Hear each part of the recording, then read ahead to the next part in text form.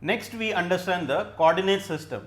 The coordinate system was given by a French mathematician by the name of René Descartes. Now, he divided the coordinate system into 4 parts, which was a horizontal line, this is the x axis, and a vertical line, which is the y axis. So, we had the x axis, which is the horizontal line, and the vertical line, which is the y axis.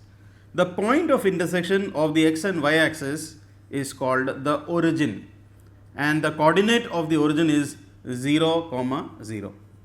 Now, in this coordinate system, as we move from the right side of 0, the positive numbers have to be written in equal gaps. So, let us say 1 centimeter, we have positive 1, positive 2, positive 3, positive 4 and so on. And on the left side, we have negative numbers, again equal spacing, 1 centimeter, let us say. So, minus 1, minus 2, minus 3 and so on. Now, on the y axis, again as we move up, that is positive values. So, this is 1, 2 and 3, and as we move down, again minus 1, minus 2, minus 3 and so on and so forth.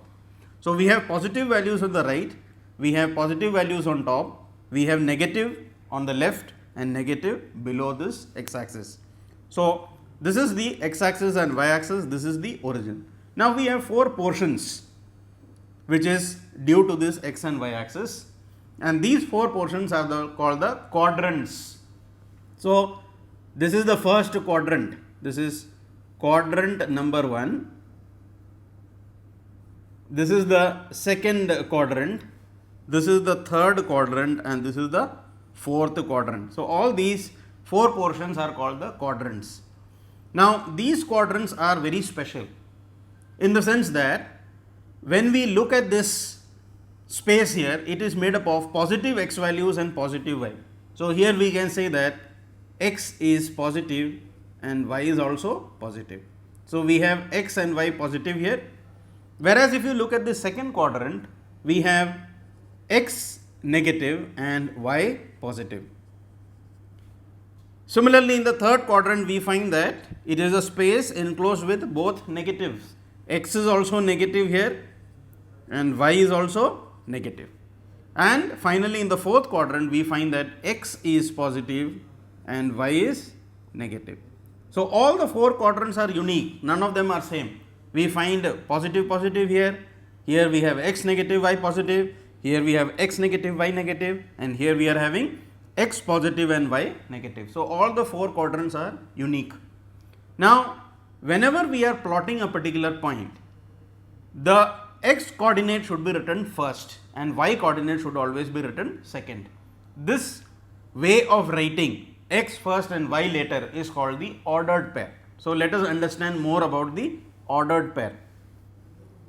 So, in the ordered pair, what happens is, we are going to draw this x and y axis. This is the positive values, these are the negative values, positive on top, negative below. This is the origin, point of intersection 0, 0. Now, suppose we are asked to plot a particular point, let us say 1, 2. Now, 1, 2 means x value is 1 and y value is 2.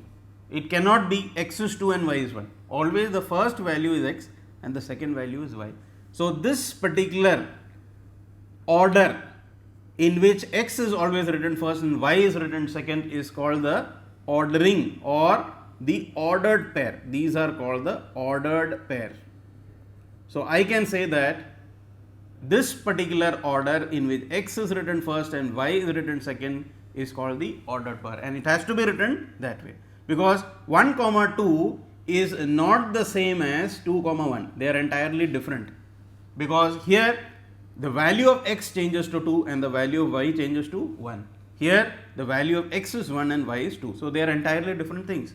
Now, if I have to plot x is 1, y is 2, it means I am going to take this as x is 1 and this is y is 2. So, I am going to draw a line like this from 1 parallel to the y axis, and similarly from 2 I am going to draw a line parallel to the x axis. This point of intersection of 1 and 2 is 1, 2. So, this particular point is obtained. Similarly, if we are asked to, let's say, plot minus 1 comma 1. So, if I want minus 1 comma 1, it means x is minus 1 and y is positive 1. So, similarly, from minus 1, we are going to draw a line parallel to the y axis, and from 1 parallel to the x axis. So, the point of intersection here will be minus 1 comma 1. So, 1 comma 2 belongs to first quadrant, minus 1 comma 1 belongs to second quadrant. Another example, suppose we want minus 2 comma minus 2. Now, minus 2 comma minus 2 means, again from minus 2 we are drawing a line parallel to the y axis, and again from minus 2 here parallel to x axis. The point of intersection here will give us minus 2 comma minus 2. So, this belongs to third quadrant. We can have 2 comma minus 1 here. 2 comma minus 1 means x is 2 and y is minus 1. So, take x is 2 and y is minus 1. The point of intersection will be 2 comma minus 1.